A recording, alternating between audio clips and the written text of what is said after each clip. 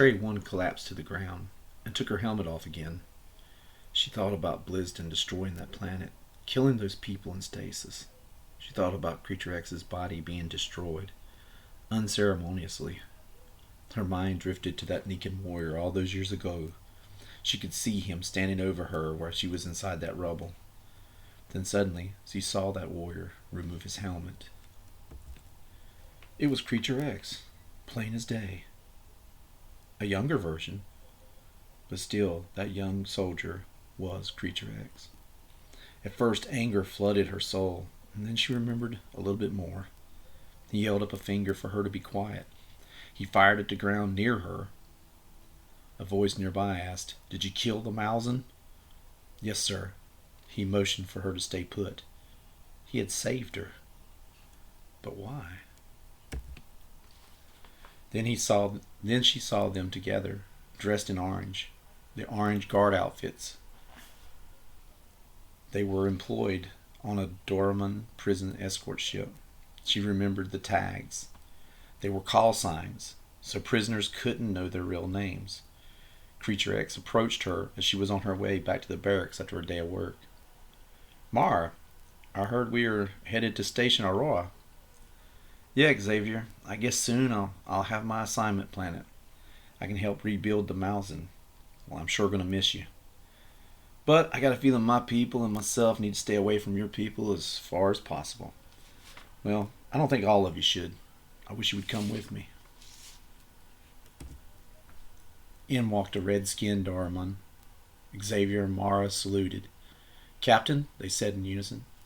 "Guys, we got to get you in stasis quick. We're nearing the prison planet 4681, and Blizton has been very active, at least mentally. We know you more humanoid-type creatures can't wear the mind block crowns for long. They've been shown to cause cancer and just damage your mind. So we're hoping we can put you guys in stasis, and he can't control you." Is he that powerful?" asked Xavier. "We don't know. Maybe even more so. Because even in stasis, he seems to cause us trouble." Hey peeps, thanks for peeping. First of all, I want to talk about the tags, the call sign tags. I'm kind of equating them to like a Federation, little thing that they communicate with, the little badge thing they have. But for them, it was a guard badge. And it would have been on their orange guard outfits. And each time when they put the suit on, instinctually, even though they couldn't remember being guards, they would take that tag off and put it onto the suit. It would fit on the suit. So they had it on their suits. It wasn't that they got a suit that had that name on it. It was just they kept moving the tags to it. And then when her outfit became damaged, and then CreatureX, he got killed, she just took his whole outfit, and that included his tag. She didn't switch them. So that's why she still has CreatureX's tag on her. So I just wanted to get that out of the way because I've been thinking about it. First of all, what we're going to do before she even puts her helmet back on, let's eat, because she needs to have full hit points. So we're going to go ahead and have her eat that. And we're going to give her back to full, which I believe is 6 for her. Last time I looked at her character sheet. So we're going to get her back to full health. She's going to need it. And then she's going to put her helmet back on. And I would think that she would put her, maybe put the wand to her side, maybe hide it even behind her. I don't know how she's going to do it. But she's got the wand on her. She's ready for him as far as the wand's concerned. And she's got the crown on, but remember, she's remembering, because all of her memories are flooding back. And she's remembering that they can't wear, a humanoid of her nature cannot wear that mind block crown for long, or it'll damage them. So first of all, let's talk about Blizton. He's sitting there navigating the switches. As powerful as he is there a chance he's picking up that she's doing something, that she's up to something? Because she's been gone a while, I would imagine. So we're going to put the dice out there. We're going to make it standard. If he can roll a success, well, I'm glad that's not his roll. If he can roll a success, he's picking up on something's wrong. No, he's oblivious. He is too busy trying to figure out how he's going to get to the other prison planet and get his peeps out. So she's going to come back out. So she comes out slowly. She's walking down through there. And maybe by then he notices him. And he says, well, we're not too far off. You can go ahead and strap yourself in. And she says, yeah. And she's thinking about how she's going to deal with him, how she's going to get him away from there. She thinks about it for a few minutes. I think there's a problem back here. I think there's a leak. He's like, what do you mean there's a leak? He's nothing on the computer. She says, are you sure? He says, yeah. He says, but I don't know. When I was back there towards the bathroom, I heard a sound. So he's like, well, maybe I better check on that. But wait a minute. Is he starting to get up? Does he decide to go back there? Even though the controls don't say there's any kind of hull breach. Let's see. No. At the last minute. No, he's like, okay, he believes her. He thinks he's got her snookered, right? He's got her snookered. So he says, I'm going to go back there and check on it then. Just sit down and be careful, and you go ahead and strap yourselves in because we're getting close, and we'll start docking procedures on the other planet where I can get my friends. So he starts to head into the bathroom. She's going to run over here, look at the thing. We already know that she can understand it because it is a Dormon prison escort craft. So she can already understand it. I'm going to say she finds a distress button to send out a call. Does it work? Yes. So she sends out a distress call, and it's bing, bing, bing, it's blinking. So he's looking around in here. He doesn't see if he... what he's doing. He's figuring out that there's nothing in here. There's nothing going on here. What's wrong with her? She's crazy. And he comes back out, and he sees her over there. So what you doing there, Cherry One? She says, I noticed something on the computer. I was just looking at it. He's like, do you understand it? She says, a little bit. He starts to come around this way. He's looking at her. She's coming around this way. Does he notice, even though she's still got the same tag, does he notice that this outfit hasn't been damaged? No, he doesn't. So he's starting to come around. Now here's the thing. If he gets back to his seat, the whole wand thing won't do any good. So I think she'll go ahead and pull it. Will she be able to pull it off? So I'm going to give her an advantage because he's not really paying attention. He's a little suspicious, but he's not. So I'm going to throw her another one, and I'm going to go ahead and give her the roll. There's a 5. That's all. And a 6. So she turns around and pulls out the wand, clicks it, and old Blizton, he's down on the ground. So he just falls to the ground. It's like gravity's just been super shut on him.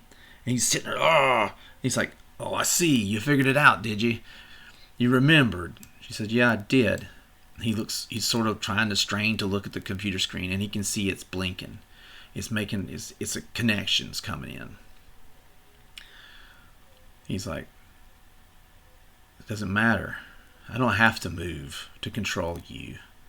So he's going to attempt to throw his mind into her. All right, let's remember, she's wearing that mind block device. So he's going to try. We're going to give him just a 1 because of the mind block thing. So let's roll. Ooh, so he's coming through. He's starting to get through her. All right. Let's say he's starting to control her, and she's starting to feel her hand come off of the button because it's not 100%. He's starting to control it. What can she do? She's thinking, he's going to control my mind. He's going to break through my mind.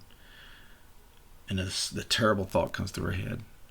I could just shoot him at point blank range. I'm going to give her... Oh, she's got advantage on a gun, actually, I think. Let's give her 3 bullets. Can she shoot him? Yes. She struggles. She walks over and she fires a shot straight into his head. When she does that, he releases control and he takes a point of damage. Actually, I'm going to say, since he's prone, let's take a couple of points of damage.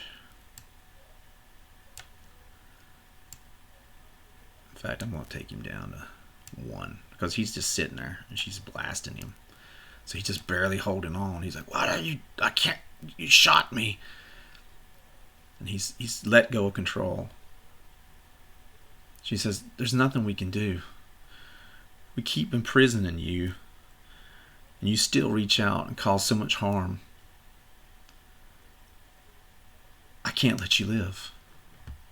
And we don't have to roll for this. She shoots one last time and kills Blizton. Cherry 1 sits there and she stares at Blizton's lifeless body. She takes off her helmet. She takes off the mind block. She runs over to the pilot chair and she sits down. She almost collapses, to be truthful. She's looking at the screen. And she's just in shock of what she just did. She's not sure it was right. But she just knew that he would take control and he would succeed in whatever he was planning. All of a sudden the screen lights up as an incoming call. She weakly reaches over and hits it, and it comes through. "Is that you, CreatureX? Or is that you?" She says, "No. CreatureX is dead." "Who is this?" "This is Cherry 1. "Well, I got the wrong tag. We're identifying you out here as CreatureX. I'm wearing his tag. It's a long story. I've killed Blizton. Yeah, we were getting a prisoner death signal and we saw it was his. Did he try to attack you?" "Yeah, he tried to attack me. I had no choice." "Okay, well, we'll fill out the work and you let us in on everything. We're coming to dock with you. Just hang tight." Just copy that. And she hit the comms off. She sat there and thought through everything that happened to her. Now all of her memories were back, and at one point she thought it would bring her comfort, but to be truth, it hadn't. She struggled with everything that had happened that took place. And then she wondered what the future held for her. Anyway, thanks for watching. Hopefully this will be the end of this series. I'm going to plan on starting another series. I'm going to move around between different types of systems. I'm pretty close to deciding what the next one will be. And I have kind of a fun idea for creating the protagonist of the next series. We'll see how that goes. But I also want to do a post-mortem where we talk about this and how I've done it and how I've improved. I feel like I've improved as I went along. And also, is this the end of Cherry 1 or Mara? No, I would like to come back. I'd like to revisit this. I've enjoyed this. I'd like to see what other things I could do in Tiny Frontier. I do like the system a lot. I think it's a great system. It's very light, but it works pretty well. I mean, we'll talk more about it when I do the post-mortem. But anyway, once again, thank you for watching, and please, come back and keep track of me, and hopefully we can do more videos in the future.